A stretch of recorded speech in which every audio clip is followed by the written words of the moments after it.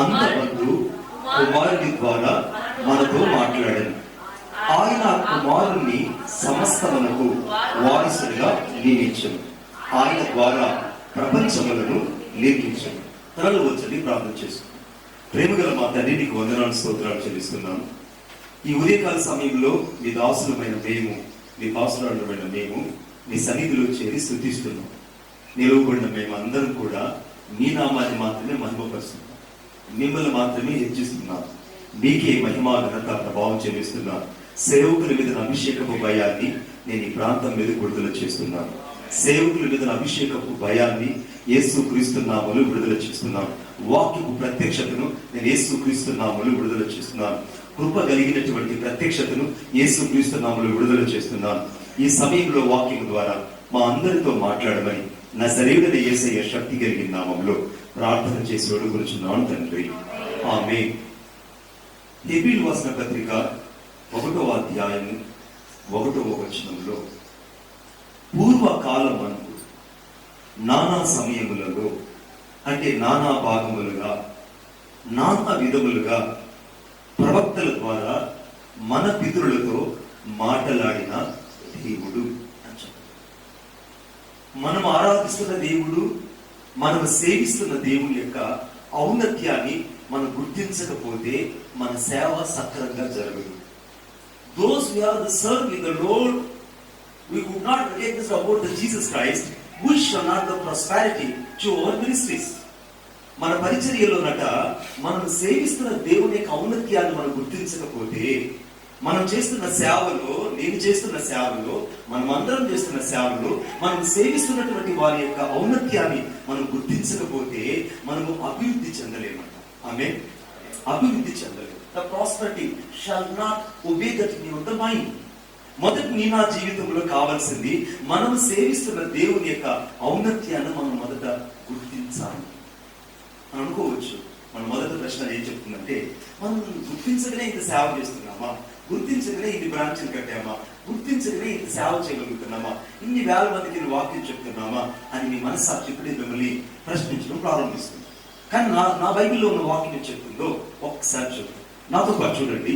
పూర్వకాలమందు నానా సమయంలో నానా విధములుగా ప్రవక్తల ద్వారా మన పితరులతో మాట్లాడిన దేవుడు. మన ప్రవక్తల ద్వారా మాట్లాడిన దేవుడు ఒకే ఒక వ్యక్తి గురించి మాట్లాడుతూ వచ్చాడు. ఆదికాండంలో ఆరంభంలోనే ఒక అద్భుతమైన మాట కూడా కనపడి చూడండి.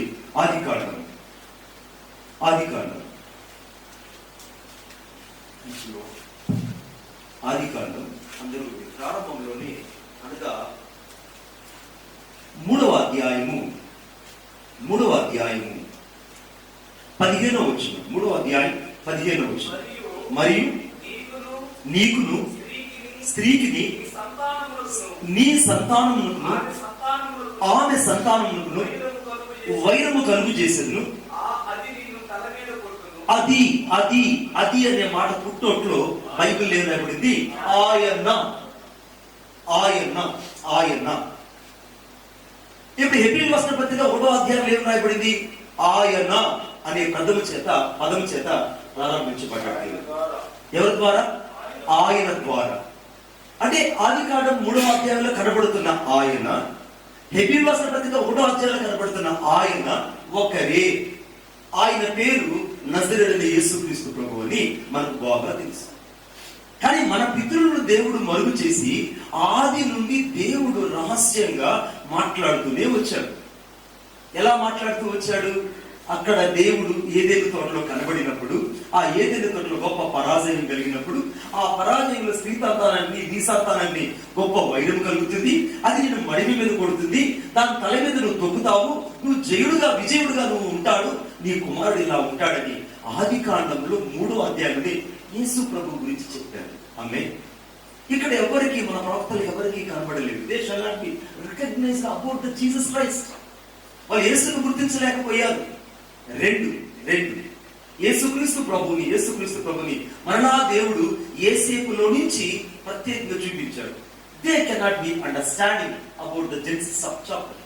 మరలా ఆదికాండంలో గుర్తించలేకపోయాడు. ఆమె చెప్పింది ఏసేపును ఆ సహోదరులు పట్టుకోడు, యేసు ప్రభుని గెర్సమను పట్టుకోడు.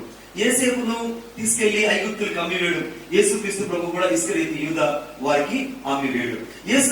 ఏసేపును నిరాధారంగా తీసుకెళ్లి శిక్షించడం, యేసుక్రీస్తు ప్రభుని కూడా నిరాధారంగా శిక్షించడం. యేసుక్రీస్తు ప్రభుని చేయని నేరానికి సిలువ వేయడం, ఏసేపును కూడా చేయని నేరానికి చెరసాల వేయడం. యేసుక్రీస్తు ప్రభుకి అనగా ఏసేపుకి దగ్గర సంబంధాలున్నా they shall not be understanding about the Jesus. Number 3, నిర్గమకాండంలో యేసుక్రీస్తు ప్రభు ప్రత్యక్షంగా మీ సహోదరులలో నా వంటి వారిని నీ కొరకు నేను పుట్టిస్తున్నాడు. ఆమేన్. ఎవరితో చెప్పారు ఈ మాట? మోషేతో దేవుడు స్పష్టంగా చెప్పాడు, నీ సహోదరులలో నీ వంటి వారిని నీ కొరకు నేను పుట్టిస్తానన్నాడు. ఇశ్రాయేలు గుర్తించలేదు. వారు ఎప్పుడు కూడా ఆయన ఉన్నాడని ఎవరు కూడా గమనించలేదు. ఆ వాగ్దానం యొక్క శక్తిని వారు గుర్తించలేదు.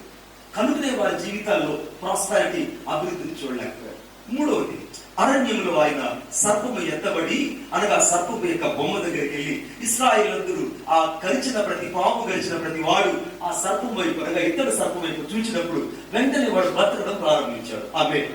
ఆ ఇతడి సర్పము సాక్షాత్ యేసుక్రీస్తు ప్రభు అన్న విషయము ఇశ్రాయేలుకి కళ్ళకు కనబడుతున్న వాళ్ళ కళ్ళకి ఏం చేయబడింది? మరుగు చేయబడింది. నా మాట మీ హృదయంలోకి లోతుగా వెళ్ళాలని కోరుకుంటున్నాను. నాకు ఇవ్వబడిన సమయం నాకు చాలా విలువైంది. 30 నిమిషాలు, అంటే ఇప్పుడు ఎగ్జాక్ట్లీ 1:30 అయింది. 2 o'clock. ఇప్పుడు ఇశ్రాయేలుకి అక్కడ యేసుక్రీస్తు ప్రభు స్పష్టంగా కనపడ్డాడు. వారు యేసుక్రీస్తు ప్రభుని గుర్తించలేకపోయారు. అందుకే యోహాను సువార్త 3వ అధ్యాయం చదువుతున్నప్పుడు ఆ ఇతడు సర్పం ఎవరో కాదు, మనిషి కుమారుడు అలాగున ఎత్తబడవలని రాయబడింది. ఆమేన్. అక్కడ ఎత్తబడినటువంటి ఇతర సర్పము యేసుక్రీస్తు ప్రభు. ఇక్కడ వీళ్ళు యేసు ప్రభుని గుర్తించలేదు. 3వ విషయం చెప్తున్నారు. ఐగుప్తు దేశంలో ఇశ్రాయేలు యొక్క భుజబలాన్ని బట్టి, మా సిస్టర్ లేపం తీసుకుంటారు, నేను మీకు గమనిస్తుంటా. నాకు చాలా డిజార్డర్ టు పర్సన్. అక్కడేమంటే ఇశ్రాయేల్ అందరూ కూడా అనగా 40 ఏళ్ళు బానిసత్వం, దాదాపు 360 సంవత్సరాల బానిసత్వంలో ఉంటే వాళ్ళ నుంచి ఎవరు బయటకు తీసుకురాలేకపోయారు. వాళ్ళ బలం కానీ, వాళ్ళ ఖ్యాతి కానీ, వాళ్ళ ఘనత కానీ ఏది కూడా బయటకు తీసుకెళ్ళారు. అవి 10 అద్భుతాలు జరిగాయి. 10 అద్భుతాలలో కూడా ఇశ్రాయేలు బయటకు రాలేదు. 10 అద్భుతాలు జరిగాయి. 10 అద్భుతాల వల్ల ఐగుప్తు దేశం అంతా క్షీణించిపోయింది. అయినా ఇశ్రాయేలు ఒక్కరు కూడా బయటకు రాలేదు. మోషే బలవంతం ఉపయోగించాడు, రాలేదు.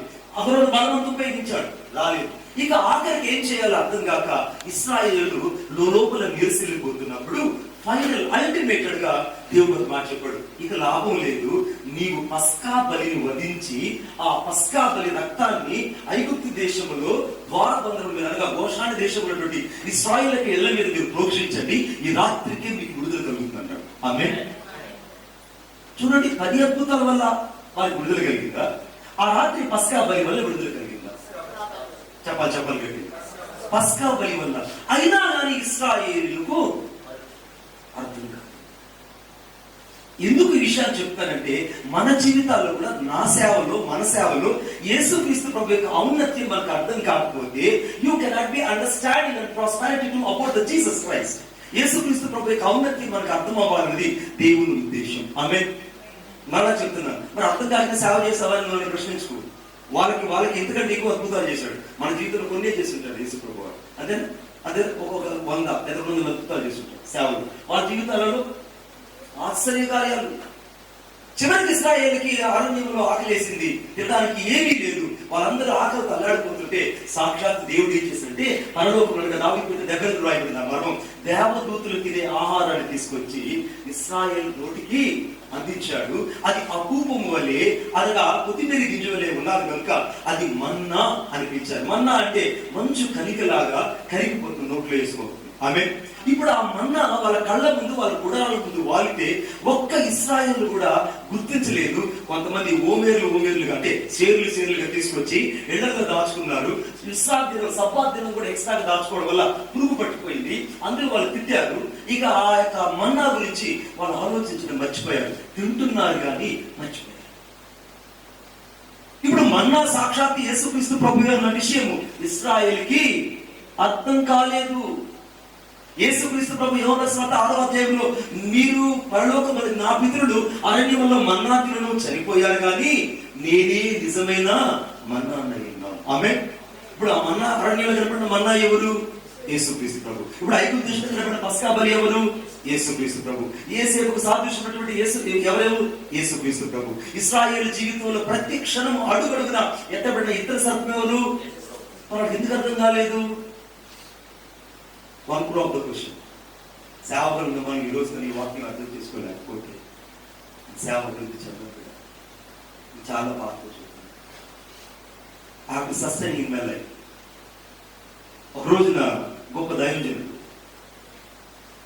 ఆయన ఆఫ్రికా దేశంలో సేవ చేయడానికి పంపించబడిన తర్వాత అక్కడుంటే వాళ్ళు చెప్పారు ఏమనంటే, అయ్యా నువ్వు ఆఫ్రికా దేశంలోకి వెళ్తున్నావు, అక్కడ సేవ చేయడం చాలా దుర్భేజము, అక్కడ నువ్వు సేవ చేయలేవు, అక్కడంతా కఠిన హృదయులు, తర్వాత వాళ్ళు ఎడ్యుకేటెడ్ పర్సన్స్ కాదు, వాళ్ళంతా ఆటవికులు, వాళ్ళ మధ్యలో సేవ చేయడం నీ వల్ల కాదు, కనుక నువ్వు తిరిగి వెళ్ళిపోవాలి.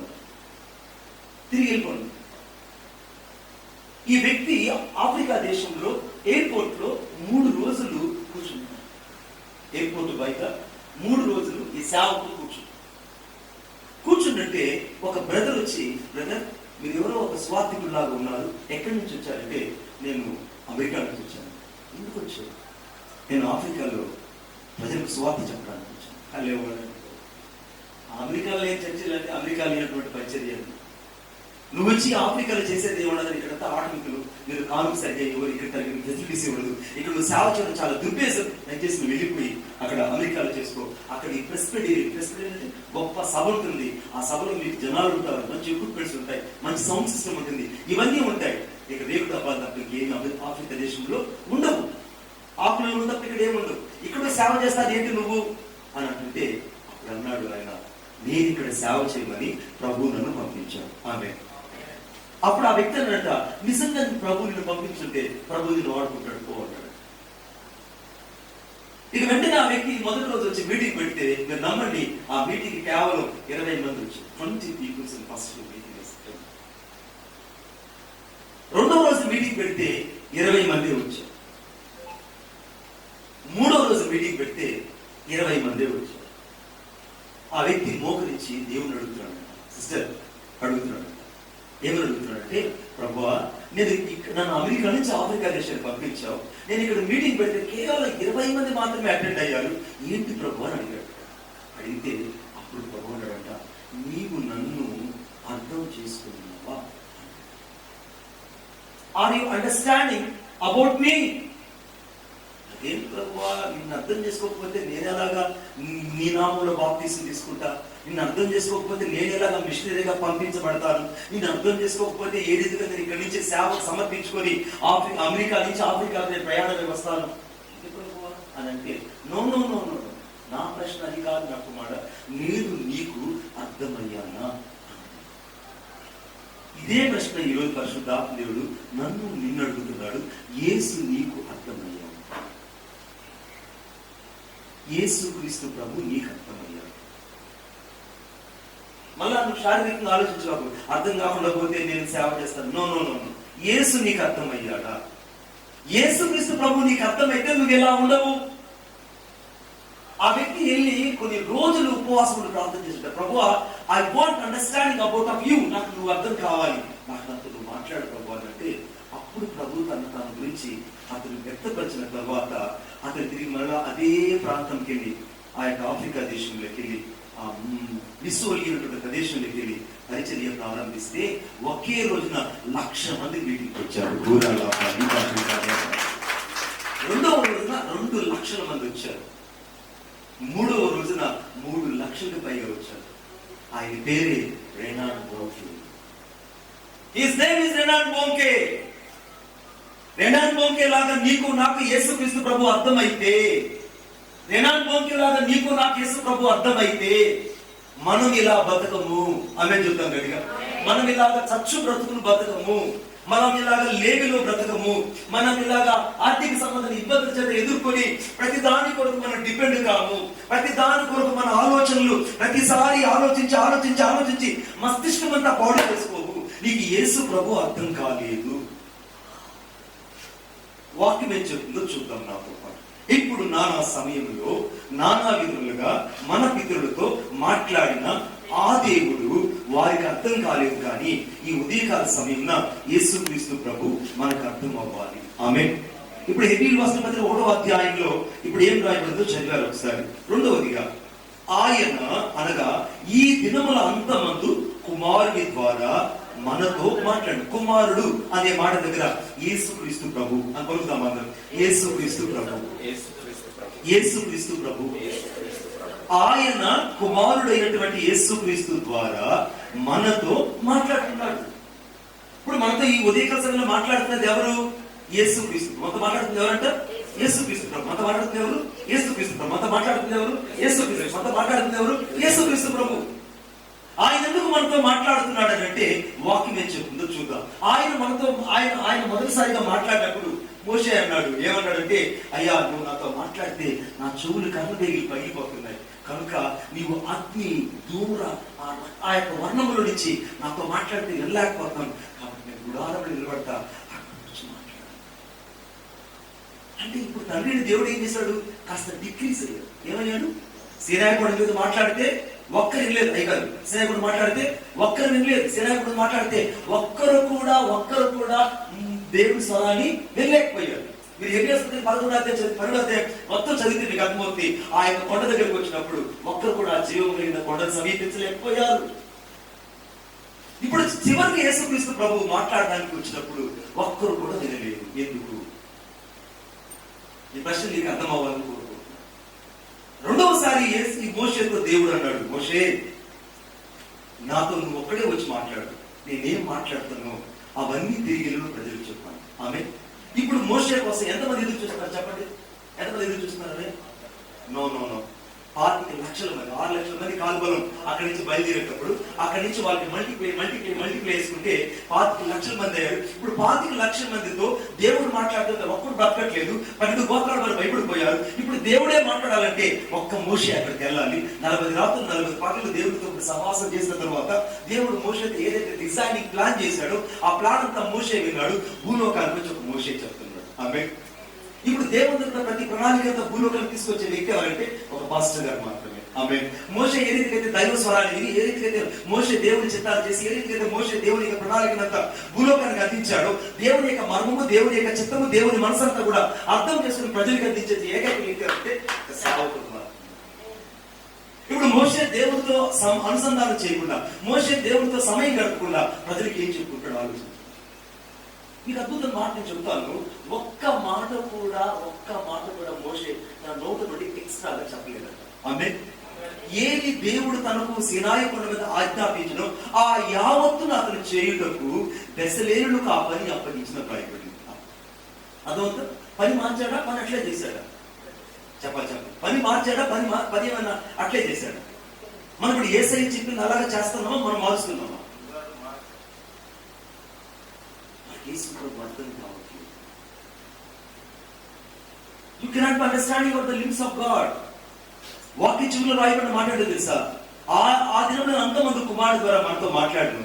ఆయన కుమారుడిని సమస్తములకు వారసుడిగా నియమించాడు. మనం ఆరాధిస్తున్న దేవుడు ఎవరైతే మొదట మనతో మాట్లాడిన దేవుడు. ఎక్కడి నుంచి మాట్లాడిన దేవుడు? ఆది కాండంలో నుండి మనతో మాట్లాడుతూ వస్తున్న దేవుడు. బెరాక కుమారుడైన జకరియా రక్తము భూమి మీద ఒలికించబడినప్పుడు కూడా మాట్లాడిన దేవుడు. తిరిగి మరలా దేవుడు మాట్లాడి చరిత్ర యావత్తు ముగించి 14 తరాలు ఎంటీగా మారిపోయిన ఆ ఎంటీనెస్ లో కూడా దేవుడు మాట్లాడుతూనే వచ్చాడు. 14 తరాలు ఎంటీ అయిపోయి మళ్ళీ నీకు ఎలా తెలిసిందండి? 14 తరాలు ఎంటీ. 14 తరాలు అంటే 14 సంవత్సరాలు ఎంటీ అయిపోయింది. నీకు ఎలా తెలిసిందండి? మద్రాసు 1వ అధ్యాయం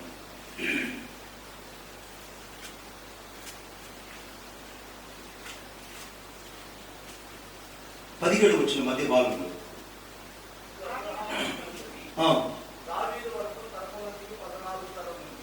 14 తరాలు. దావీదు మొదలుకొని యూదులు బబులోను కొనుబడిన కాలం వరకు 14 తరాలు. బబులోను కొనుకోబడేది మొదలుకొని క్రీస్తు వరకు 14 తరాలు ఎంటీనెస్ గా మారిపోయింది. 14 తరాలు ఎంటీనెస్ అంటే no voice, no recognize, no people, no contact, no communication with the Lord. దేవుడి సత్సంబంధాలు మనోడికి లేకుండా పోయిపోయాయి. ఆ పరిస్థితులలో 14 తరాల తర్వాత దేవుడు మళ్ళా కుమారుడు ద్వారా మనతో మాట్లాడడం ప్రారంభించాడు. హల్లెలూయా. మనతో మాట్లాడుతున్న దేవుని యొక్క వెనక ఔన్నతి ఎంత ఉంది?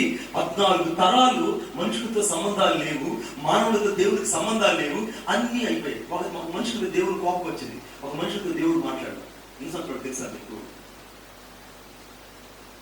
అనుకుంటాం చిన్న చిన్న మిస్టేక్ చేస్తే దేవుడు ఎక్స్క్యూజ్ చేస్తాడు కాదంటే God has so much compassion to God. He will excuse for all these things to our life. దేవుడు ఆయన ఎక్స్క్యూజ్ చేస్తాడు కాబట్టి ఇప్పుడు నేను సేవ చేస్తున్నా. నేను ఎక్స్క్యూజ్ చేశాడు కాబట్టి నువ్వు మీటింగ్కి వచ్చావు. నువ్వు ఎక్స్క్యూజ్ చేశాడు కాబట్టి నువ్వు సేవ చేస్తున్నావు. ఆయన ఎక్స్క్యూజ్ చేయలేదంటే మన పరిస్థితి ఏంటి? అదన్నా ముందు ప్రాణం పోతుంది. ఎందుకు ప్రాణం పోతుంది? అహరోను కుమారులు ఇద్దరు వేరొక అగ్నిని ప్రత్యక్ష గుడారంలో తీసుకొచ్చినందున నాదాబు ఒకే రోజున చచ్చారు. పాస్టర్ గారు బిడ్డలయ్యా, కలేవారండి బాబోయ్. 25 లక్షల మంది బయట ఎదురు చూస్తున్నారు. ఇప్పుడు 25 లక్షల మందికి ఈ వ్యక్తి ఏం చెప్పాలి? వెళ్ళి నా బిడ్డలు చచ్చిపోయారు, వేరొక అగ్నిని తీసుకొని వచ్చినందున తన బిడ్డలు చచ్చిపోయారు. అంటే పాస్టర్ గారి యొక్క బిడ్డలకు దేవుడు అర్థం కాలేదు. మళ్ళా మొదటి ప్రశ్నకు వస్తుంది. పాస్టర్ గారు మన పిల్లలకి చాలాసార్లు దేవుడు అర్థం కావట్లేదు. నేను చాలా బాధతో చెప్తున్నాను, మన పిల్లలకి దేవుడు అర్థం కావట్లేదు. అందులో కూడా భయం మన పిల్లలు కోల్పోతున్నాం. ఇప్పుడు దేవుడు కోపం వస్తే ఒక మనుషులతో మాట్లాడడం ఆపేస్తే మన పరిస్థితి ఏంటి? దేవుడు కోపం మన మీదకి వస్తే మన పరిస్థితి ఏంటి? వాక్యం నేను చెప్పించు, నాతో పాటు వాక్యం నేను చెప్పించు. ఆదికాండం 16వ అధ్యాయం చివరి వచ్చింది. ఆదికాండం 16వ అధ్యాయం చివరి వచ్చింది. ఆగరు ఇష్మాయేలు కన్నప్పుడు 86 సంవత్సరాల ఏళ్ల కలిగిన వాడు నిండినవాడు. మళ్ళీ తర్వాత 17వ అధ్యాయం 1వ వచనం చదివాడు. ఇప్పుడు 85 నుంచి 96 తీసేసేయండి. 99 నుంచి 86 తీసేసారు కదా. 13 సంవత్సరాలు. ఎన్ని సంవత్సరాలు? 13 సంవత్సరాలు ఇద్దరి మధ్య ఏమి లేదు. Abraham shall not be understanding about the Jesus Christ.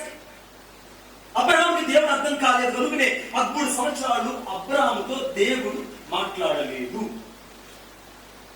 వాళ్ళిద్దరి మధ్య ఎంత గ్యాప్ వచ్చిందనే? 13 తరాలు. ఇంకొక దగ్గర చూస్తే 14 తరాలు. తరాలు వేరు, సంవత్సరాలు వేరు. మళ్ళా దాన్ని కనిపించింది. 14 తరాలు వేరు, 13 సంవత్సరాలు వేరు. 13 సంవత్సరాలు ఇద్దరి మధ్య మాట మంది ఏమీ లేదు. దేవుని కోపం ఎక్కడొచ్చింది? మనుషుల మీద. దేవుని కోపం వస్తే బిడ్డలు చచ్చిపోయారు. దేవుని కోపం వస్తే మనుషులతో మాట్లాడడం ఆపేశాడు. కారణం ఏంటంటే వాళ్ళకి యేసు ప్రభు అర్థం కాలేదు. అబ్రహాంకి యేసు ప్రభు అర్థం కాలేదు కనుకనే అబ్రహాము అటు ఇటు వెళ్ళాడు. ఆఖరికి దేవుడు సెట్ చేసే టైంకి అబ్రహాం జీవితంలో చాలా టైం. కారణం ఆ జీవితంలో దేవుని కౌన్యత్వం గుర్తించడానికి వారంతా ప్రయాణం చేస్తూ వెళ్ళారు. మనకైతే ఒక ప్రత్యక్షత ఇవ్వబడింది. హల్లెలూయా.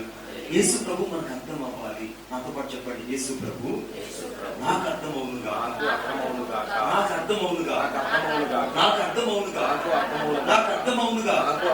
ఆయనకి ఎలా అర్థమవుతుందో ఒక మాటలో చెప్తాను. చూడు, నేను చెప్పిన సమయానికి ముగిస్తాను. టైం చూసుకోండి వస్తుంది. చాలా పర్ఫెక్ట్ పర్సన్ నేను. నాతో పాటు చూడండి దయచేసి. Thank you Jesus. అపోస్తలుల కార్యం 1వ అధ్యాయం 6వ వచనం. కాబట్టి వాడు కూర్చుని కూడి వచ్చినప్పుడు, ప్రభువా ఈ కాలమందు ఇశ్రాయేలులకు రాజ్యమును ఒకసారి అనుగ్రహించావు కదయ్యా, ఇశ్రాయేలు పోగొట్టుకున్నారు, రెండవసారి కూడా మరలా నువ్వు రాజ్యాన్ని అనుగ్రహిస్తావా? Are you giving the kingdom the second time to the Israelites? ఎందుకంటే ఇప్పుడు యేసుక్రీస్తు ప్రభువును భూలోకానికి వచ్చినందుకు సిలువ వేసి చంపేశారు. ఇప్పుడు యేసుక్రీస్తు ప్రభు వారు లేరు. అప్పటికైనా సిలువలో నుంచి సజీవుడిగా లేపబడి 500 మందికి కనపడ్డాడు. 500 మందికి ఆయన ప్రత్యక్ష కనపడ్డాడు, శిష్యులకు కనపడ్డాడు, అందరు కనపరుచుకున్నాడు. కొందరు నమ్మట్లేదు. ఈ పరిస్థితుల మధ్యలో శిష్యుడు అడిగిన మాట ఏంటంటే, మరలా నీవు రాజ్యం అనుగ్రహించడానికి ఇష్టపడుతున్నావా అని సాక్షాత్ యేసు ప్రభువుని అడిగినప్పుడు 7వ వచనం రైట్ చూద్దాం అందరూ. కాలములు సమయములు తండ్రి తన స్వాధీనపరుచుకుని ఉన్నాడు. వాటిని తెలుసుకున్నట మీ పని కాదు. ఇప్పుడు సమయాలు టైం కలిగేది కాదు నీకు కావాల్సింది. నువ్వు తెలుసుకోవాల్సింది ఇది కాదు, యేసుక్రీస్తు ప్రభువుని గురించి మనం తెలుసుకోవాలి. ఆమేన్. ఇప్పుడు తండ్రి తన స్వాధీనంలో ప్రతి ఒక్కరు ఉంచుకున్నాడు. ఆయన మన కొరకే అప్పగించింది ఎవరు? మన కొరకు ఇచ్చింది ఎవరంటే యేసుక్రీస్తు. నేను అద్భుతమైన మాట చెప్తాను. నేను యేసన్న గారి 50 సంవత్సరాల వరకు ఆయన దాదాపు ఒక 150 లేదా 160 మందిరాలు మాత్రమే ఉంది. 50 సంవత్సరాలు తెలుసు, మన అందరికి తెలుసు. అందరూ సజీవంగా ఉన్నాము. యేసన్న గారిని అందరూ చూసి అందరినీ యేసన్న గారు మనకు తెలుసు. 50 సంవత్సరాలు 50 సంవత్సరాల తర్వాత ఒక యూటర్న్ దేవుడు తన జీవితంలో తీసుకున్నాడు. యూటర్న్ దేవుడు జీవితం తీసుకున్నాడు. ఎక్కడి నుంచి తీసుకున్నాడు?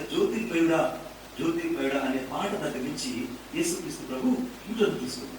ఎప్పుడైతే యేసన్న గారి జీవితంలో యూటర్న్ తీసుకున్నాడో యేసుక్రీస్తు ప్రభు గురించి మన అక్కడ ఎప్పుడు కూడా ఆయన ప్రసంగంలో దావీదు గాడు, యేసేపు గాడు, పేతురు గాడు అనేవాడు. అప్పుడు అనేవాళ్ళు కదా. ఆ తరువాత ఆయన ఒక్కసారి కూడా అలాగే సంబోధించలేదు. ఆమేన్. మరి ఇప్పుడు విన్నాం మనం, ఎప్పుడైనా అలా విన్నామా? ఆయన కూడా విన్నామా మనం? ఇది లేదు.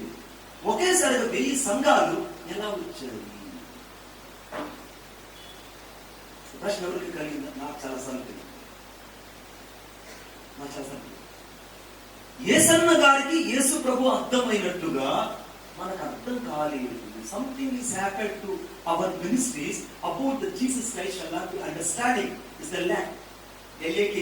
లేకంటే కుదువ ఒక కొరత ఏమున్నదంటే మన యేసు ప్రభు ఇంకా మన పరిపూర్ణంగా అర్థం కాలేదు. బక్సింగ్ గారు 6,000 సంఘాలు పెట్టారు. ఆయన మహిళకి వెళ్ళేటప్పటికి 6,000 సంఘాలు. 2000 సంవత్సరం సెప్టెంబర్ మాసం 11వ తారీఖున ఆయన మహిళకి వెళ్ళేటప్పటికి 6,000 సంఘాలు. 6,000 సంఘాలు బక్సింగ్ గారు కూడా. 6,000 సంఘాలు ఒక మనుషులు కట్టడానికి యేసుక్రీస్తు ప్రభు అర్థం. దేవదాసయ్య గారికి 3,750 సంఘాలు. మొదలు చెప్పిన మాట 3,750 సంఘాలు. ఒక దేవదాసయ్య గారు చదువు సరిగా రాదు, నిషానిగా ఉన్నటువంటి అని అనుకునే ఆయన పంచాల లాల్చి కట్టుకొని, మన భాషలో ఆంధ్ర భాషలో పంచాలాచి కండువా వేసుకున్న వ్యక్తి 3,750 సంఘాలు ఎలా కట్టగలిగాడు? How it's possible to the Devadasayya గారు? దేవదాసయ్య గారు 3,750 సంఘాలు కట్టడానికి ఏదో ఒక మరణము, ఏదో ఒక అద్భుతం జరిగి ఉన్నది, ఏదో ఒక నిష్ప్రదన జరుగుతుంది. కానీ అవేమీ జరగలేదు. వారు పరిచయం చేస్తూ ఉండగానే పరిచయం అభివృద్ధి చెందింది. ఎలా జరిగింది? యేసన్న గారి ద్వారా 2,000 సంఘాలు ఎలా జరిగాయి? బక్సింగ్ గారి ద్వారా 6,000 సంఘాలు ఎలా జరిగాయి? మన ద్వారా ఎందుకు 10 సంఘాలు పెంచట్లేదు? ఏం జరిగిందంట చెప్పు అన్నా, చెప్పాలి. మీరు సీరియస్ అండి మాట్లాడు. ఏం జరుగుతుంది అన్న? అసలు అందరూ మాట్లాడదాం. దయచేసి అందరూ మాట్లాడదాం. ఈ వైపులో దేవుడు వాళ్ళకి బాగా అర్థమయ్యాడు. సార్ మీరేమంటారు? అర్థమైనా అర్థం కానట్టు. ఓకే అన్న, ఇంకెవరన్నా? నాకు ఆన్సర్ కావాలి. దేవుడు వాళ్ళకి అర్థమయ్యాడు. అర్థమయ్యేందుకు అనుసరించారు, వాళ్ళు అలాగే బ్రతికారు. Okay good. తర్వాత అన్న ఇంకా రావాలి, ఆన్సర్ రావాలి, ఇంకొక ఆన్సర్ రావాలి. అదే కదా బిడ్డ మొదటి నేను చెప్పేది. మనకి యేసు ప్రభు అర్థం కాలేదు. So you shall not be understanding about the Jesus Christ, our ministries. That's a lack. Something is happened to our life. Something ఏదో ఉంది మనకి, ఏదో ఒక lack ఏదో ఉంది, ఒక కొదువు ఏదో ఉంది. ఆ తర్వాత ఇంకెవరన్నా అయ్యారు మీరు అర్థమయ్యే కొద్ది ఆశ, అది ఖచ్చితంగా జరుగుతుందని. దాని ఎవరు ఆపలేదు? దాని ఎవరు? ఆ కరెంట్ వస్తే ఆటోమేటిక్ ఫ్యాన్ పెరిగిపోయింది. కరెంట్ వస్తే ఆటోమేటిక్ ఫ్యాన్ పెరిగిపోయి జనరేటర్ కూడా జరుగుతుంది. ఆమె తర్వాత అర్థమయ్యేటప్పటికి ఆయన వైపే తిరిగారు. మీరే మాట్లాడలేదు సిస్టర్స్, మీరు చాలా నిపుణులు కలిగిన వ్యక్తులు. చెప్పినా మాట్లాడాలి. ప్లీజ్ అమ్మ, ప్లీజ్ అమ్మ చెప్పాలి. ఆయన్నే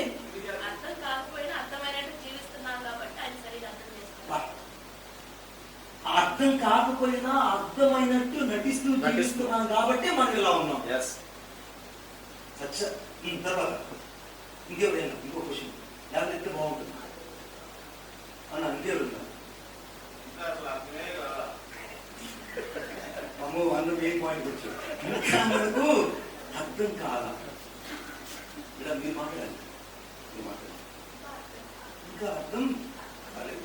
you cannot understanding about something is lakh.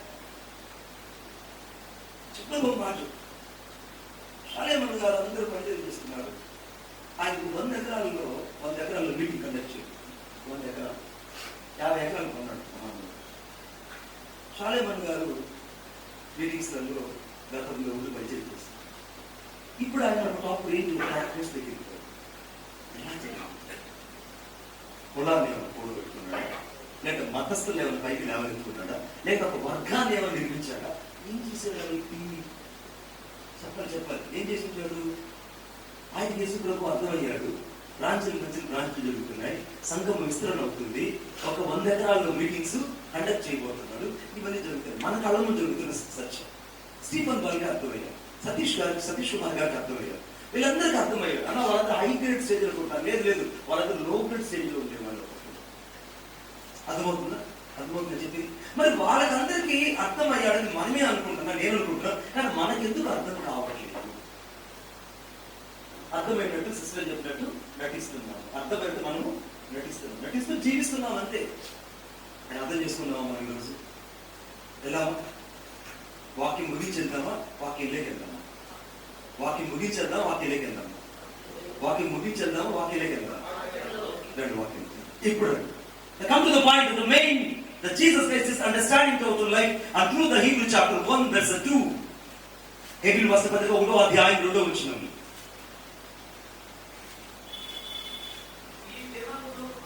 కాదన్నా, హెబ్రీ రాసిన పత్రిక 1వ అధ్యాయము 2వ వచనం మధ్య భాగంలో, ఆయన కుమారుడు తన సమస్తములకు వారసుగా నియమించును, ఆయన ద్వారా ప్రపంచములను నిర్మించును. తర్వాత ఆయన మహిమ దేవుని తేజస్సు. అమ్మా ఒకసారి మీరు వస్తారు, ప్లీజ్. ఈ పేరు మహిమా తేజస్సు. ఈ పేరు ఏ పేరు? మహిమా తేజస్సు. ఈ పేరు ఏ పేరు? మహిమా తేజస్సు. తర్వాత ఇంకొకరు ఎవరు ఉన్నారు అక్కడ? ఆయన తత్వం యొక్క మూర్తి మంత్రం. ఆయన తత్వం యొక్క మూర్తి మంత్రం. ఇలా రాదండి, ఆయన తత్వం యొక్క మూర్తి మంత్రం. ఈ తత్వం యొక్క, ఆయన దేవుని యొక్క తత్వం యొక్క మూర్తి మంత్రం. మూడవది మీరు ఈ పేరు మహత్త కలిగిన మాట. అందరూ నాకు చెప్పాలి, అందరూ చెప్పాలి. మనం ఈ పేరు మీరు గుర్తుపెట్టుకుని చెప్పాలి సిస్టర్. మహత్త కలిగిన మాట. మీరేమో సిస్టర్? మహత్త కలిగిన మాట.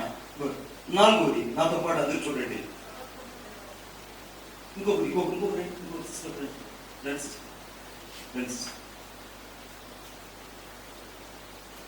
దేవదూతల కంటే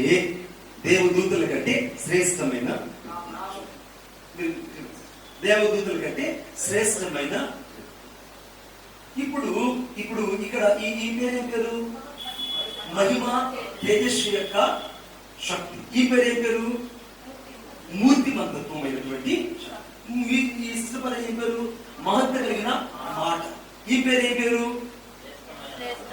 దేవదూతల కంటే. అప్పటికే దేవదూతలు ఉన్నారు, శరాపులు గెలుపులు ఉన్నారు. వీళ్ళందరికంటే యేసుక్రీస్తు ప్రభు ముందొచ్చి నిలబడ్డాడు. హల్లెలూయా. యేసుక్రీస్తు ప్రభు ముందొచ్చి నిలబడగానే దేవుని తేజస్సు వచ్చి నా భుజం ఇచ్చేయండి. ఇప్పుడు దేవుని తేజస్సు వచ్చి యేసు ప్రభు వెనకాల నిలబడింది. మీరు చేయండి సిస్టర్. ఇప్పుడు దేవుని యొక్క మహత్వ కలిగిన మాట యేసు ప్రభు వెనకాల నిలబడింది. మీరు వచ్చి నిలబడింది సిస్టర్. దేవుని యొక్క మూర్తి మంతత్వం అంతా కూడా యేసు ప్రభు వెనక నిలబడింది. మీరు సిస్టర్, దేవదూతల కంటే శ్రేష్టమైనటువంటి నామం కలిగిన వ్యక్తి నిలబడ్డాడు. ఇవన్నీ ఇప్పుడు వెనుకున్నాయా, యేసు ప్రభు వారు ముందున్నాడు? చెప్పండి. ఇవన్నీ ఎవరి తర్వాతే? యేసు ప్రభు తర్వాతే. కొట్టడి చెప్పండి గట్టి. ఇంకా గట్టిగా. దేవుని మాట యేసు ప్రభు వెనకే. అంటే మహత్వ కలిగిన మాట యేసు క్రీస్తు ప్రభు వెనకే. తర్వాత మూర్తి మంతత్వము యేసు ప్రభు వెనకే. దేవదూతల కంటే అత్యున్నత నామము యేసు క్రీస్తు ప్రభు వెనకే. అలాగే మహత్వ కలిగిన మాట చేత ప్రపంచాన్ని నిర్మించడము యేసు క్రీస్తు ప్రభు ద్వారా. అన్నిటికీ సమస్తమునకు ముందున్న వారు ఎవరంటే యేసు క్రీస్తు ప్రభు. He is the only supreme of the God. Everything is behind to the back side. ఇప్పుడు సమస్తములు ఎవరికి ఉన్నాయి? మనం యేసుని ఏమనుకుంటాము? క్రిస్మస్ లో చూస్తే మరియమ్మ ఊళ్ళో ఉన్నట్టు చూస్తాం. ఇష్టం వచ్చినట్టు మనం ఆయన పట్ల వ్యవహరిస్తాం. అంతే కదా, ఇష్టం వచ్చినట్టు వ్యవహరిస్తాం. చాలాసార్లు ఆయన్ని అర్థం చేసుకుంటాం. About the Jesus Christ life, something is Indian to in my life. మా జీవితంలో చాలా కొద్దు ఉన్నది ఏంటంటే ఆయన మూర్తిమంతత్వం కూడా ఆయన వెనకే ఉందన్న విషయం మనకు అర్థం కాలేదు.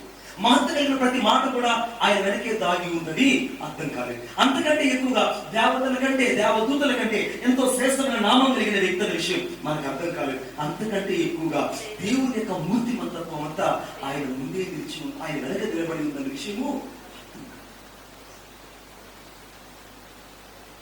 ఇంకొక అద్భుతం మాట చెప్పిన ఒకసారి నాకు ఇలా చెప్పారు సిస్టర్, ఎందుకంటే సేవకులు సిస్టర్ మిమ్మల్ని నేను చాలా ఆనందం చేస్తున్నాను.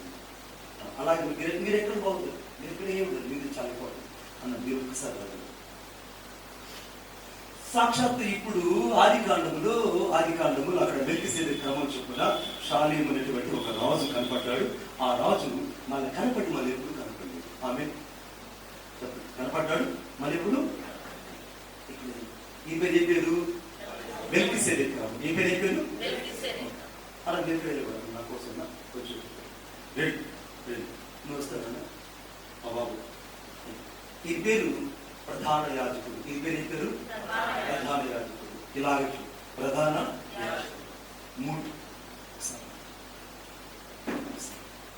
ఈ పేరు ప్రవక్త. ఈ పేరు ఏ పేరు?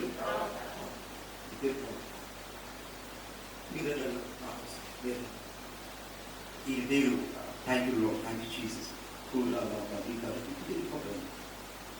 రాజు. ఈ పేరు ఏ పేరు? ఆది కాండంలో మనం ప్రత్యేకంగా చూస్తే ఒక వ్యక్తి కనపడతాడు. ఆ వ్యక్తి పేరు మెల్కీసెదెకు క్రమంలో చేర్చబడిన వ్యక్తి. ఆ మెల్కీసెదెకు క్రమం సరిగ్గా ఆ వ్యక్తి షాలేము రాజుని అతని కొరకై సమస్తాన్ని అర్పణించిన తర్వాత ఆ వ్యక్తి మన ఎప్పుడు కనపడలేదు, అక్కడి నుంచి మరుగైపోయాడు. ఆ వ్యక్తి గురించి ఎవరైనా తీసుకున్నా కూడా ఎవరికి కూడా ఆధారాలు ఇక్కడ దాకా నోబడి ఇక్కడ ఫైండ్ అవుట్ మెల్కీసెదెకు మన ఎవరు కూడా ఆధారాలు దొరకలేదు. కానీ హెబ్రీ పత్రిక 7వ అధ్యాయంలో ఆ మెల్కీసెదెకు క్రమంలో చేరిన ఏకైక వ్యక్తి యేసుక్రీస్తు ప్రభు. కొట్టు చెప్పండి కనుక. ఆ మెల్కీసెదెకు క్రమంలో చేరిన ఏకైక వ్యక్తి యేసుక్రీస్తు ప్రభు. ఇప్పుడు యేసుక్రీస్తు ప్రభువులో ఎవరు దాగున్నారు చెప్పండి? ఎవరు దాగున్నారు చెప్పండి? మెల్కీసెదెకు. ఎవరు మెల్కీసెదెకు దాగున్నాడు. అంతేనా? 7వ అధ్యాయం అంతా మెల్కీ చదివి చూస్తే మేము సేవకులు కదా, మేము ఎక్కువ టైం ఉంది. సేవకులు ఇప్పుడు మెల్కీసెదెకు క్రమం ఎవరిలో ఉంది? యేసుక్రీస్తు ప్రభువులో. రెండు మీరు ఎవరు గారు? ప్రధాన యాజకుడు. నిర్గమకాండంలో అనగా 13వ అధ్యాయం నుంచి మీరు ప్రత్యేకంగా క్షమించండి 16వ అధ్యాయం నుంచి చదువుకుంటూ వెళ్తే లేవియ కాండంలో కూడా యాజకుడు అని కనబడుతుంది. కానీ యాజకుడు ఆ తర్వాత మళ్ళీ ఎందుకు కనబడలేదు. యాజకుల కాలం అయిపోయింది. తెర ఎప్పుడైతే రెండుగా చిరిగిపోయిందో మళ్ళీ యాజకుల కాలము ముగిసిపోయింది. కానీ బైబిల్లో రాయబడింది హెబ్రీ రాసిన పత్రిక చదువుతామని అమ్మ గట్టిగా రెఫరెన్స్ చదువు చదువుతాను. ప్రమాణం లేకుండా యేసు యాజకుడు కాలేదు కనుక మరి శ్రేష్ఠ నిబంధనలు పూట కాపాయను వారైతే ప్రమాణం లేకుండా యాజకుడు కుదురు. కానీ ఈయన నిరంతరము యాజకుడై ఉన్నాడని ప్రభువు ప్రమాణం చేసెను, ఆయన పశ్చాత్తాపడు. హల్లెలూయా. ఇప్పుడు యేసుక్రీస్తు ప్రభువులో ఎవరున్నారు? చెప్పాలి ఎవరున్నారు? ఇప్పుడు యేసుక్రీస్తు ప్రభువులో ఎవరున్నారు? మెల్కీసెదెకు. ఎవరున్నారు? మెల్కీసెదెకు, యేసు ప్రభువులు. తర్వాత యాజకులు, యేసు ప్రభువులు. తర్వాత మీరెవరు? ప్రవక్త. మీరెవరన్నా? దేవుని యొక్క వాక్యం చెప్తుంది ప్రవక్తల కాలం ముగిసిపోయింది. సమయంలో ఆరంభించినటువంటి ఆ ప్రవక్త కాలం, సమయంలో ఆరంభించినటువంటి ఆ ప్రవక్త కాలం బెరాక కుమారుడైన జకరియా హబ్సాక్షి చెప్పిన తరువాత ప్రవక్తలందరూ కూడా మాస్టర్ మరిగా ఉన్న మన బైబిల్ బాగా తెలుసన్నా అకబోనే ప్రవక్త అపోస్తలుడు కనపడ్డాడు కదా, ఆయన కూడా ప్రవక్తే కాదని వెంటనే మీ ఆలోచన వచ్చారు నాకు తెలుసు మీ గురించి. ఓకే, గ్లాస్ నీళ్ళు తాగితే కలిసి నేను కుక్కడు నీళ్ళు తాగున్నా ఏం బాగా. ఇప్పుడు ఏమని రాయబడింది అక్కడ ప్రత్యేకంగా? ఆ ప్రవక్తల కాలం ముగిసిపోయిన తర్వాత ఇప్పుడు యేసుక్రీస్తు ప్రభు అక్కడికి వచ్చినప్పుడు ఆ చెప్పిన మాట ఏంటంటే ప్రవక్త కంటే గొప్పవాడు ఇక్కడ ఉన్నాడని చెప్పండి. ఇప్పుడు ప్రవక్తలందరూ కూడా వచ్చి ఇప్పుడు యేసుక్రీస్తు ప్రభువులో ఇమిడిపోయారు. చెప్పండి అలా మీరు చేయాలి, మాస్టర్ గారు మీరు చేయాలి మీరు. సో ఇప్పుడు మెల్కీసెదెకు యేసు ప్రభువులు ప్రధాన యాజకుడు వచ్చి యేసు ప్రభువులు నిరంతరం జీవించే యాజకుడుగా నివసిస్తున్నారు. ఇప్పుడు ప్రవక్తల కంటే కూడా ప్రధానమైన ప్రవక్తగా అంటే యోహాను సువార్త 4వ అధ్యాయంలో ఆ సవరిస్తీకరించబడిన ప్రవక్త. అందుకని ప్రవక్త కంటే గొప్పవాడు యేసుక్రీస్తు ప్రభు. ఇప్పుడు యేసుక్రీస్తు ప్రభువులో కనపడతారు. ఇప్పుడు చివరిగా రాజు రాజుల కాలం అంతమైపోయింది. రాజుల కాలం అంతమైపోయింది. ఎందుకంటే రాజుల కాలం దావీదు తర్వాత, హోషేయ తర్వాత, ఆ తర్వాత ఇర్మియా తర్వాత, నెబుకద్నెజర్ తర్వాత ఇలా రాజులు కూడా మారిపోయారు. రాజులు లేదు. రాజులు లేకపోతే, ఇశ్రాయేలుకు రాజు లేకపోతే, రాజు ఒకడు కూడా లేకపోయిందని ప్రవచనం చెప్పబడింది. రాజులే లేకపోతే ఇశ్రాయేలు కాలమే లేదని ఇప్పుడు సాక్షాత్తుగా యూదులకు రాజుగా యేసుక్రీస్తు ప్రభు భూలోకానికి వచ్చాడు. ఈయన రాజరికమున్న అంతం లేనిది, ఈయన రాజరికమున్న లయం లేనిది. His kingdom is a durability. Durability means అంతం లేని రాజ్యము. ఇప్పుడు యేసుక్రీస్తు ప్రభువులో ఎవరున్నారు? ఇప్పుడు రాజులు. చెప్పాలి గట్టిగా. ఇప్పుడు యేసుక్రీస్తు ప్రభువులో రాజులు. యేసుక్రీస్తు ప్రభువులో మెల్కీసెదెకు, యేసుక్రీస్తు ప్రభువులో ప్రధాన యాజకుడు ఉన్నాడు, యేసుక్రీస్తు ప్రభువులో యేసుక్రీస్తు ప్రభువులో రాజులు ఉన్నారు. ఇప్పుడు యేసుక్రీస్తు ప్రభువులో మూర్తిమంతత్వం ఉంది. యేసుక్రీస్తు ప్రభువులో మహత్వ కలిగిన మాట ఉంది. యేసుక్రీస్తు ప్రభువులో దేవతల కంటే పైన నామం ఉంది. ఇప్పుడు యేసుక్రీస్తు ప్రభువులో దేవుని యొక్క మూర్తిమంతత్వం అంతా ఆయనలో తేజస్సు దాగి ఉంది. కొట్టు చప్పట్లు గట్టిగా. ఆయనలో తేజస్సు దాగి ఉంది. Everything is behind to the back side. The bone with Jesus is the front side. యేసుక్రీస్తు ప్రభు మాత్రమే ముందున్నారు. వీళ్ళందరూ ఇప్పుడు ఎక్కడున్నారు బిడ్డ? అందరూ ఎక్కడున్నారు? వెనుకున్నారు. ఇప్పుడు వీళ్ళందరూ వచ్చి అందరూ ఒకసారి నా మీద చేయి, బుధాలందరూ చేయి, అందరూ ఒకసారి చేయి. ఇంతమంది ఒక్కరిలో ఇమిడి ఉంటే ఆ వ్యక్తి నీకు అర్థం కాకపోతే ఈ పరిస్థితి. ఇంతమంది రాజులు ఆయనలో ఉన్నారు, ప్రవక్తలు ఆయనలో ఉన్నారు, మెల్కీసెదెకు ఆయనలో ఉన్నారు, చివరకు యాజకుడు ఆయనలో ఉన్నారు, దేవుని మూర్తిమత్వం ఆయనలో ఉంది, మహత్వ కలిగిన మాట ఆయనలో ఉంది, అంతకంటే ఎక్కువగా దేవదూతల కంటే పైన నామం ఆయనలో ఉంది, చివరకు ఆయన దేవుని యొక్క తేజస్సుతో కూడా ఆయనలో ఇమిడి ఉంది. ఆయన నీకు అర్థం కాకపోతే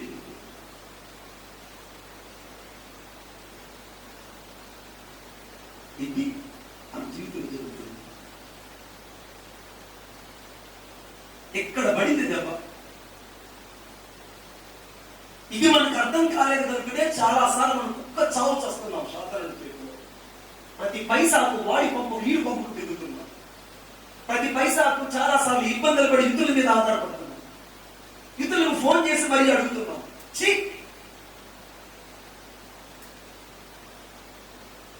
దేవుని వాక్యం ఏం చెప్తుందో చూద్దాం. హెబ్రీయులకు రాసిన పత్రిక 1వ అధ్యాయం. దయచేసి అందరూ కూర్చున్నాము. థ్యాంక్ యూ అమ్మా. మాస్టర్ మీకు అందరూ ప్రత్యేక వందనాలు. హెబ్రీయులకు రాసిన 1వ అధ్యాయము 2వ వచనం మధ్య భాగంలో ఆయన సమస్తమునకు. ఇప్పుడు వారసులు ఎవరు? వారసులు 5 మంది ఉంటారా? ఒకరు ఉంటారా? ఒక ఆస్తిని రసికపు నన్ను ఆస్తిని ముగ్గురు రాసిచ్చారు అనుకోండి. ముగ్గురు ఏం చేస్తారు? కొట్టుకొని చేస్తారు. ఏం చేస్తారయ్యా? ఇప్పుడు తండ్రి యొక్క ఆస్తి అంతయు ఎవరి చేతిలో పెట్టాడు? కుమారుడు. కుమారుడు చేతిలో. ఎవరి చేతిలో పెట్టాడు? కుమారుడు. ఇప్పుడు కుమారుడు ఎవరు? వారసుడు. కుమారుడు ఎవరు? కుమారుడు ఎవరు? కుమారుడు ఎవరు? మరి వారసుని వెంబడిస్తున్నాం. మనం ఎలా ఉండాలి? చెప్పాలి గట్టిగా. వారసుని వెంబడిస్తున్నాం. మనం ఎలా ఉంటాము? మనకు వారసత్వం అర్థం కాలేదు. మనకెవరు ఏం అర్థం కాలేదంట? మీరు ఒకసారి మీ తాత రాసిన వీడు డాక్యుమెంట్ మీరు చదివితే మీకు ఎంత అసలు మీకు అర్థమవుతుంది. ఆమె మీ తాత యొక్క వీరునామా మీరు చదవకపోతే కందుకూరులో మీకు దాదాపు 30 ఎకరాలు ఉన్న విషయం నీకు అది ఎప్పటికీ అర్థం కాదు. నీకు మొదటి ఏం అర్థం అవ్వాలి? మీ తాత రాసిన డాక్యుమెంట్ మొదట నువ్వు చదవగలిగితే నువ్వు ఒక్కడే వారసుల విషయం నీకు అర్థమవుతుంది. ఇప్పుడు నా తండ్రి అయిన దేవుడు సమస్తాన్ని ఆయన తన కుమారుడైన యేసుక్రీస్తు ప్రభువును నిగుర్తుపరిచి ఆయన సమస్తములకు వారసులుగా చేసి ఆ వారసుల ద్వారా సమస్తాన్ని నిర్మించి సమస్త ప్రపంచాన్ని ఆయన ద్వారా నిర్మించాడు. ఆమేన్. మనం చూసిన ఒక ప్రపంచం 4 ప్రపంచాల పటాలు నిర్మించుకుంటాం. చెప్పాలి చెప్పగలిగా. ఒక ప్రపంచ పటాలు 4 ప్రపంచ పటాలు మన ఇంట్లో ఉన్నాయా? ఒకటా 4? కానీ నా బైబిల్ చెబుతూ చూద్దాం. హెబ్రీ రాసిన పత్రిక అనగా 1వ అధ్యాయం చివరి 2వ వచనంలో ఆయన ద్వారా అనగా యేసు ద్వారా ప్రపంచములను నిర్మించను, యుగములను నిర్మించాడట దేవుడు. యుగములు నిర్మించాడట. ఒక యుగం కాదు.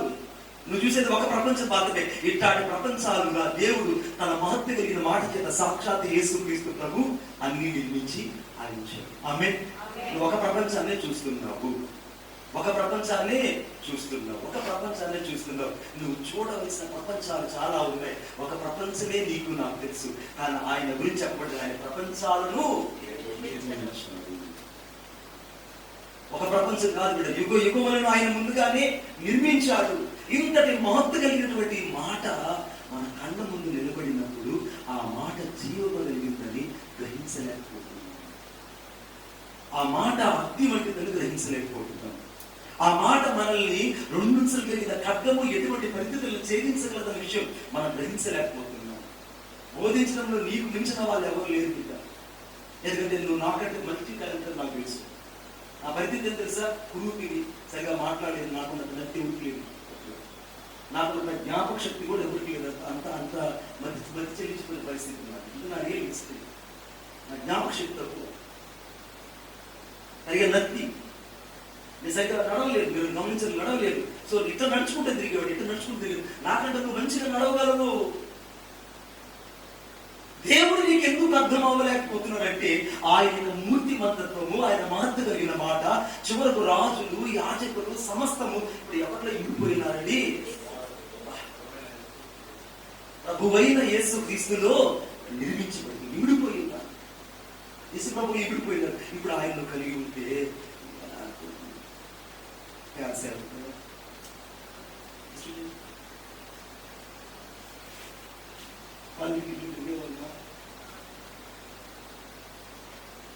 వాళ్ళకి ఫోన్ చేసినప్పుడు అడిగేవాళ్ళమా? రోగిలు వస్తుంటారు,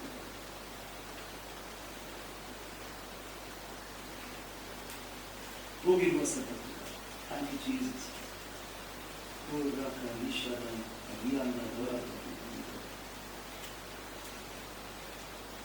రోగిలు వస్తున్నట్టుగా అందరూ వైద్యాలను కోరుకుంటున్నారు. Thank you Jesus.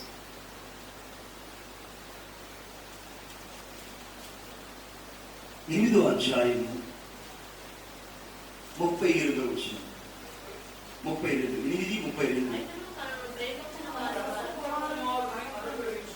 తన సొంత కుమారుడైన యేసుక్రీస్తును అనుగ్రహించుటకు వెనుక తీయక మనందరి కొరకు మళ్ళా ఆయన, ఎక్కడ ఆయన? ఆదికాండంలో కనబడిన ఆయన, ఎనిమిది వర్షాల 1వ అధ్యాయం 2వ వచనంలో కనబడిన ఆయన, చివరికి రోమీయులకు 8వ అధ్యాయంలో అనగా 30వ వచనం కనబడుతున్న ఆయన. ఆయనను అప్పగించిన వాడు ఆయనతో పాటు సమస్తమును మనకెందుకు అనుగ్రహింపడు. ఆమె మనకెందుకు అనుగ్రహించు. ఇప్పుడు ఆయనే నీ కోసం ఇచ్చేసిన తర్వాత ఆయన ఇంకేమైనా పెట్టుకుంటాడా? ఇంకేమైనా దాచుకుంటాడా? ఇప్పుడు సమస్తం ఎవరి ద్వారా అనుగ్రహించబడింది? ఆయన ద్వారా సమస్తం దేవుడు ఇచ్చేసాడు. ఇప్పుడు ఆయన మనతో ఉన్నాడు. ఆయన మన పరిచయం ఉన్నప్పుడు మన పొదువులు ఉంటాయా? ఏమనుకోండి, పొదువులు ఉంటాయా? ఉన్నాయి కదా మరి బాబు గారు అని అంటే ఉన్నాయి. అందుకే రోమీయులకు పత్రిక 8వ అధ్యాయము అనగా 5వ వచనం రాయబడింది. ఏమని రాయబడింది? చాలా ఇష్టమైన మాట ఇప్పుడు చదువుకుంటాను. శరీరానుసారులు ఇక్కడే తేలిపోయింది పరిచర్య. చాలా ఇక్కడే పరిచర్య అంతా తేలిపోయింది. శరీరానుసారమైన పరిచర్య అయితే ఏది మన జీవితంలో చెయ్యలేము. ఆత్మానుసారమైన పరిచర్య అయితే మన జీవితంలో ప్రతిదీ we are called the only spiritual pastors. Amen. We are called the only spiritual pastors. ఆత్మానుసారుల మనుషులు కాబట్టి ఇప్పుడు యేసుక్రీస్తు ప్రభు సమస్తలు మనకు అనుగ్రహించడానికి, తన కుమారుని సేకరించి ఇవ్వడానికి ఎరకానటువంటి దేవుడు మనకి ఎందుకు ఇవ్వబోతున్నాడు? నీకేం కావాలనుకుంటున్నావు? నీకు ఏం కావాలి? నీ పరిచయకి ఏం కావాలి? పెద్ద ఫ్లాట్ కావాలనుకుంటున్నావు. ఆమె ఆ ఫ్లాట్ ముందు ఒక కాలేజ్ ఉండాలి, ఆ ఫ్లాట్ ముందు ఒక చర్చ్ ఉండాలి, ఆ చర్చ్ ముందు ఒక ఎల్ఎల్సీ స్క్రీన్ ఉండాలి, ఆ చర్చ్ ముందు ఒక దాదాపు 20,000 మంది విశ్వాసం. చెప్పండి 20,000 మంది విశ్వాసం.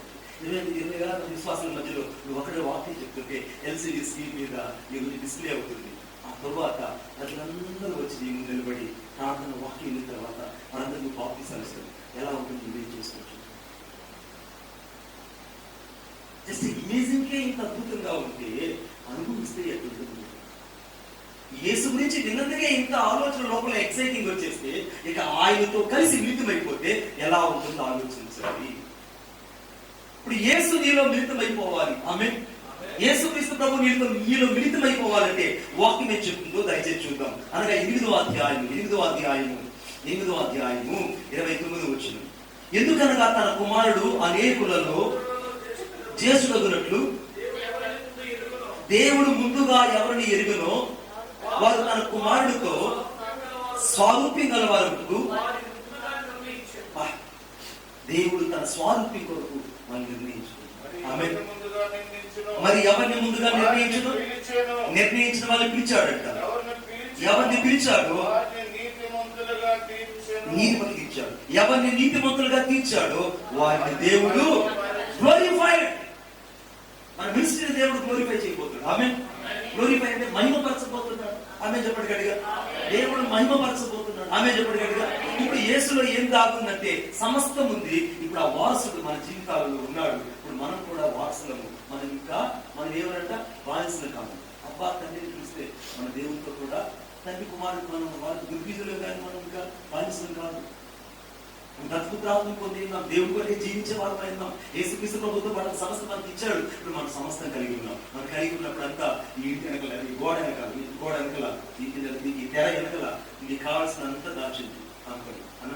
నీకు ఇమేజ్ ఉంటుందిగా, నిర్ణయానికి గారికి ఒక ఇమేజ్ ఉంటుంది, మన అన్నయ్య చెప్పారు దేవరాజు గారు ఒక ఇమేజ్ ఉంటుంది, శ్రీకాంత్ ఒక ఇమేజ్ ఉంటుంది, జాన్ గారు మరి జయదాస్ ఒక ఇమేజ్ ఉంటుంది, అలాగే మా తమ్ముడికి ఒక ఇమేజ్ ఉంటుంది. అందరికి ఒక ఇమేజ్ ఉంది. ఇమేజ్ లేకపోతే ఎవరైనా పర్లేదు, సచిన్ శివం తప్ప. చచ్చిపోయిన శవానికి మాత్రం ఇమేజింగ్ ఉండదు. ఆడికెళ్ళి అన్నా ఏమన్నా కలగంటున్నావు చెప్పునా అన్నాడు అనుకోండి. చచ్చినోడు లేచి కూర్చొని కలగంటున్నా తమ్ముడా అని మళ్ళా కూర్చున్నాడు అనుకోండి. పడుకున్నాడు అనుకోండి బెడ్లో. ఉంటావా మీరట? చెప్పండి ఉంటావా? ఉంటాడు. ఇప్పుడు అలా వాడు లేచి కూర్చొని ఏ నాకు కలగంటున్నావు వాళ్ళు నో జానని పిలిచివాడు. అమ్మాంతా లేచి జానా తమ్ముడు పిలిచేవాళ్ళు లేచాడు అనుకుంటాడు. ఇప్పుడు కలగడప్పుడు ఉంటాడండి. సచ్చిన శవాలకే ఉండవండి కళలు. హల్లెలూయా. చచ్చిన శవాలకి ఏముండవు, కళలు ఉండవు. జీవంతున్న మనకు కళలు ఉన్నాయి. మన కళలన్నీ క్రీస్తులు సాకారం అవ్వాలంటే ఈ తెర వెనుకలోనే ఇప్పుడు తెర ముందుకు రావాలి. తెర వెనుకలో ఎక్కడ రావాలి?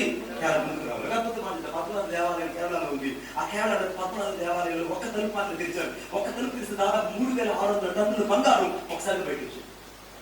ఎంత వచ్చిందన్నా? 3600 టన్నులు బంగారం ఒకసారిగా బయటకు వస్తే మన ప్రపంచం లేదా మన భారతదేశం చెప్పుడు మాట ఏంటంటే ఆ బంగారం అంతా కూడా కరగ తీసి ఒక్కొక్కటి తీస్తే ఒక్కొక్కటి 20 గ్రాములు చెప్పుడు ఎంతన్నా? వాళ్ళు ఒక తలుపు తీస్తేనే 3600 టన్నుల బంగారం బయటకు వచ్చిందంటే ఇంకా 5 తలుపులు ఉన్నాయి. సీరియస్గా చెప్తున్నారు, 5 తలుపులు ఉన్నాయి. అది బిడ్డ అంతకంటే శాస్త్రమైన ఇది నీ కొరకు నా కొరకు పరలోకంలో దేవుడు భద్రపరిచి ఉన్నాడు. వాటి తెరవడానికి మనకి అర్థం కావట్లేదు. You have to some attach the keys into the pocket, but it shall not be open your key. కాతాలను జోబులు పెట్టుకుని కాకడపాలంటే నీ ఆలోచన ఎప్పుడు మంచి. ఆమె కారణం తప్పుడు కారు నా చేతిలో తాళాలు నడుతున్నాయి. సీపులు నడుతూ ఊరంతా తిరుగుతా ఉంది. నేను కాళ్ళ దగ్గర వస్తాను కాగలుగుతా నువ్వు. Without the door open, you have to start the car. Door open చేయకుండా, కారు స్టార్ట్ చేయకుండా నువ్వు కారు నడపడం సాధ్యం. ఇప్పుడు యేసుక్రీస్తు ప్రభువు నామాన్ని పలికినంత మాత్రం సరిపోదు. ఆ నామాన్ని ఉపయోగించి అధికారాన్ని తెలుసుకోకపోతే ఎప్పటికీ నువ్వు అధికారులు సావకూడదు, భూలోకంలో ఉండదు. ఆమె అందరూ ఒకసారి చేతులు ప్రభు ఈరోజు నాకు అధికారం నువ్వు నాకు అర్థం అవ్వాలి. అందరూ ప్రార్థించారు. అందరం ఒకసారి ప్లీజ్ ప్రతి ఒక్కరు ప్రార్థించాలి. ఏదో ఒక లోపం ఉంది. ప్రతి ఒక్కరిలో ఏదో ఒక లోపం ఉన్నది. Something is return to our life, something is happen to our life, something happen to our ministry that nobody cannot recognize about the life, but nobody cannot understanding of the limits, nobody cannot find out that of every fault, but only can be fault everything through the Jesus Christ. నువ్వు నవ్వుతున్నావు. దేవుని వాక్యం నీతో సూటిగా చెప్తుంది. ఈరోజు దేవుడు నీతో మాట్లాడుతున్నాడు. నువ్వు పేదవాడికి బతకడం దేవుడు చెప్పింది కాదు. ఒకవేళ ఈరోజు ఎదుగు ధనం ఆధారం చేసుకుంటే కేవలం రుణాత్మలు సంపాదించగలరు. రుణాత్మకుడు దేవుడు భూలోకి పంపలేదు. దేవుడు నీ కొత్త సమూహాన్ని ఏర్పాటు చేయబోతున్నాడు. దేవుడు ఒక నది ప్రవాహం వలె ప్రవాహ జలాలు వచ్చినట్టు నీ మందిరంలోకి ప్రజలు రాబోతున్నారు. ప్రవాహ జలాలు వచ్చినట్టు నీ మందిరంలోకి జనం రాబోతున్నారు. అనేక మంది విషయమైన ప్రదేశంలో దేవుడు కొరకు పరిచయం చేయబోతున్నాం. ఒక ప్రత్యేకమైన అభిషేకం తైలం కలిగి ఈ రోజు పరిచయం చేయబోతున్నాం. యేసు నీకు అర్థమవునట్లుగా, యేసు నీకు అర్థమవునట్లుగా, యేసు నీకు అర్థమవునట్లుగా ఈ రోజు నీ మనోభావాన్ని దేవుడు ఎదురు తిరుగు. ప్రభా, నా మనసును ఎదురు తెలుస్తున్నాను, నా ఆలోచనలు ఎదురు తెలుస్తున్నాను. నాకు నువ్వు అర్థం అవ్వాలి యేసయ్యా. I can understanding about the Jesus Christ this time to know. నాకు నువ్వు అర్థం కావాలి ప్రభా, నాకు నువ్వు అర్థం కావాలి ప్రభా, నాకు నువ్వు అర్థం కావాలి. నాకు ఎవరు అర్థమైనా అర్థం కాకపోయినా పర్వాలేదు, ఎవరు నన్ను గుర్తించకపోయినా పర్వాలేదు, ఎవరు నన్ను సన్మానించకపోయినా పర్వాలేదు, ఎవరు నా గురించి ఆలోచించకపోయినా పర్వాలేదు, చివరకు నా భార్య బిడ్డలు ఎవరు ఆలోచించకపోయినా నా ఆలోచనకి నీవే ఉన్నావు యేసయ్యా. నా ఆలోచనకి నీవే ఉన్నావు యేసయ్యా, నా తలంపుల్లో నీవే ఉన్నావు యేసయ్యా, నా ఊహల్లో నీవే ఉన్నావు యేసయ్యా, నా కళల సాకారం నీవై ఉన్నావు యేసయ్యా, నా దర్శన సాకారం నీవై ఉన్నావు యేసయ్యా. నీవు లేకుండా నేను ఏమీ చేయలేదు. Without the Jesus right I shall not do anything in my life. నా జీవితంలో నీకు ఏమీ చేయలేదని నేను నిర్దిష్టంగా తెలుసుకున్నాను ప్రభా. ఉరాలబా రియాందా రినామా షబారాబా నికాతదలబా యేసుక్రీస్తు ప్రభు. ఉరియాందా రినామా షబారాబా నిమా రబా దురాలా కరతరలా ఓ రాకా బదేబే షెబెని వెలు కొరుదలబా ఇదు కరహబా నిమెని మెని కిరిదెలబా ఓ రబా నిమా నమా షబారాబా నికరదబా. ఒక అగ్ని వంటి ప్రవాహం, అగ్ని వంటి ప్రవాహం మా పరిచయంలోకి పంపించయ్యా. అయ్యా, ప్రతి ఇతర తలుపులు తెరవబడాలి, ప్రతి ఇనుప గడియలు విరగొట్టబడాలి, ప్రతి విధమైన పేదరిక ఆత్మ వెళ్ళిపోవాలి, ప్రతి విధమైన దరిద్రపు ఆత్మ వెళ్ళిపోవాలి, ప్రతి విధమైన దరిద్రపు ఆత్మ వెళ్ళిపోవాలి, దరిద్రపు ఆత్మ వెళ్ళిపోవాలి, దరిద్రపు ఆత్మ వెళ్ళిపోవాలి. దశమ భాగాలు సంఘానికి రానికుండా, దశమ భాగాలు సంఘానికి రాకుండా, దశమ భాగాలు విశ్వాసం ఈయకుండా చేస్తున్న దురాత్మ శక్తి యేసు నామములో నీకు ఆజ్ఞాపిస్తున్నాను. ఇప్పుడే విడిచిపెట్టి పో, సంఘాన్ని విడిచిపెట్టి పో. మంద పాలు తాగడానికి ఓ సేవకుడికి ఈరోజు సమృద్ధి కలుగును కాక. యేసు నామములో ఉన్న శక్తి యొక్క ఔన్నత్యం ప్రతి సేవకునికి విషదపరచబడునుగా. యేసు నామములో పరిపూర్ణమైన నిశ్చయత ప్రతి సేవకుని హృదయంలో స్థిరపరచబడునుగా. నీ కొరకై అనగా నా కొరకై నువ్వు దాచి ఉంచిన ఆ నిత్య ప్రణాళికలకు వెళ్ళడానికి యేసు నిన్ను అర్థం చేసుకోవడానికి సహాయం తెచ్చి ఊరాలాబా రియాదా రినావా షబారాబారిక అటువంటి ఔన్నతిగా పరిస్థితులకు మమ్మల్ని నడిపించమని కోరుకుంటున్నాం. ఈ దౌర్భాగ్య స్థితి నుంచి మేము తప్పించమని కోరుకుంటాం. ఈ దరిద్రపు గొడ్డుపోతు సేవ నుంచి విడిపించమని కోరుకుంటాం. ఈ పిల్లలు లేకుండా ప్రభు నేను ఒక గొడ్డుపోతు సేవకుడిగా భూలోకంలో పరిచయం చేయకూడదని నేను వేదనతో అడుగుతున్నాను. Lord open my womb in Jesus name. Lord open my womb in Jesus name. Lord open my womb in Jesus name. Right now the Lord and support your hand and to bless you every pastor in this time. Every pastor in this time. ప్రతి pastor గారిని మీరు దీవించండి. ప్రతి పరిచయం మీరు తాకమని కోరుకుంటాం. ప్రతి పరిచయంలోకి మిమ్మల్ని రమ్మని ఆహ్వానిస్తారు. ప్రతి హృదయంలోకి మిమ్మల్ని రమ్మని ఆహ్వానిస్తారు. ప్రతి పరిచయంలోకి ప్రవేశించమని కోరుకుంటాం. ప్రతి పరిచయంలో జీవించమని కోరుకుంటున్నాం. ఈ సన్నిధి యొక్క ప్రత్యక్షత ఈ ఉదయకాల సమయంలో మీరు మా మధ్య ఉంచినందుకే వందనాలు చెల్లిస్తూ నజరేయుడైన యేసయ్య శక్తి కలిగిన నామములో ప్రార్థన చేసి వేడుకొనుచున్నాము తండ్రి. ఆమేన్. ఆమేన్. పక్కన చెప్తాం, అందరి పక్కన చెప్తాం. ఈ రోజు నుండి నా పరిచర్యను నా యేసు ప్రభు ఆశీర్వదించి ఉన్నాడు. ఈ దినము నుండి నేను ఆశీర్వదించబడిన సేవకుడు, నేను ఆశీర్వదించబడిన సేవకురాలు. ఆమేన్. ఆమేన్. ఆమేన్.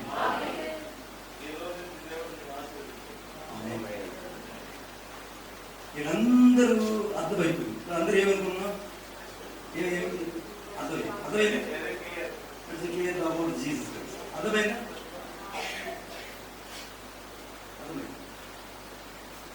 దేవుడు ఇచ్చిన గొప్ప అవకాశం బట్టి దేవుడు స్తుతిస్తాను.